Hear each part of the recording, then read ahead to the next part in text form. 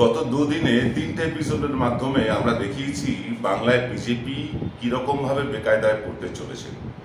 পঞ্চম দফা পর্যন্ত দেখিয়েছি, ষষ্ঠ দফা পর্যন্ত দেখিয়েছি, বাকি আছে সপ্তম দফা। না, ষষ্ঠ দফা দেখানো হয়নি।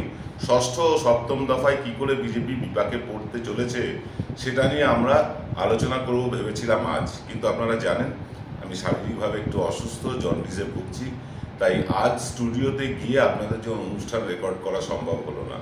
করব আগামীকাল সকালবেলা 9টায়, আপনারা স্টুডিও থেকেই দেখতে পাবেন। আর একটা বিষয়, অত্যন্ত গুরুত্বপূর্ণ বিষয়, সেই বিষয়টা হচ্ছে আজকে খবরের কাগজের পাতা উল্টাতে উল্টাতে বর্তমান কাগজের একটা খবরে নজর আটকে গেল যে ভোট যে পড়ছে সারা দেশে, বিশেষ করে গো বলায়, সেখানে কিন্তু ভোট পার্সেন্টেজ, ভোট শতাংশ অনেক কম পড়ছে।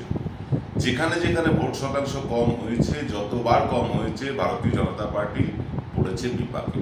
আমরা 1999 থেকে একদম 2019 পর্যন্ত হিসেব করে দেখিয়েছিলাম আমাদের আগের একটি এপিসোডে, সেটা নিয়ে আর চর্বিত চর্বণ করতে চাই না।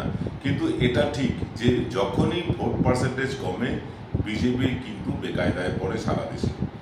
এইবার দেখা যাচ্ছে ভোট পার্সেন্টেজ কম হচ্ছে, কিন্তু নির্বাচন কমিশন 10 দিন 11 দিন পরে সেই ভোট পার্সেন্টেজটা বাড়িয়ে দিচ্ছে। আশ্চর্যজনকভাবে কোথাও 5, কোথাও 6% ভোট বেড়ে যাচ্ছে। কেন এটা হচ্ছে? কেন ভোট পার্সেন্টেজ কোন ম্যাজিকে বাড়ছে, এটা একটা জানার দরকার। ভোট পার্সেন্টেজ নির্বাচন কমিশনের তত্ত্বাবধানে ইভিএমে করে দেওয়া হচ্ছে না তো? সন্দেহ যাচ্ছে মানুষের মনে। তাছাড়াও একটা বিষয় সামনে এসে গেছে, সেটা হচ্ছে যে ভোট পার্সেন্টেজ কম হওয়ায় বিজেপি বেকায়দা, এটা আপনারা জানেন। বিশেষ করে গো বলায় দক্ষিণ ভারতে তাদের কোনো এন্ট্রি নেই, পূর্ব ভারতে অবস্থা নড়বড়ে, পশ্চিম ভারতের হরিয়ানা, পাঞ্জাব, দিল্লি তাদের হাত থেকে বেরিয়ে যেতে চলেছে। সব মিলিয়ে বিজেপি 200 পার করবে কিনা এ নিয়ে যখন দুশ্চিন্তা বিজেপির মহলে এবং বিভিন্ন সাংবাদিক মহলে, তখন আমরা একটা জিনিস লক্ষ্য করলাম যে ভোট পার্সেন্টেজ হঠাৎ করে বেড়ে যাচ্ছে।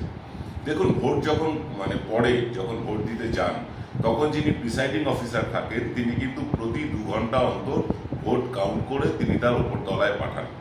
এটা নিয়ম, নির্বাচন কমিশনে পাঠান। তাহলে যদি 2 ঘন্টা অন্তর ভোট গণে পাঠানো হয় যে কত পুরুষ ভোট পড়লো, কত মহিলা ভোট পড়লো, কত তৃতীয় লিঙ্গের ভোট পড়লো, মোট ভোট কত পড়লো, যদি প্রতি 2 ঘন্টা অন্তর এই মেসেজ পাঠানো হয়, তাহলে ভোট যদি সন্ধ্যে 6টার সময় মিটে যায়, 8টার মধ্যেই তো বোঝা যায় যে টোটাল ভোট কত পড়লো। তার জন্য 10 দিন 11 দিন অপেক্ষা করতে হয়। এই বিষয়টা নিয়েও আসবো আগামীকাল।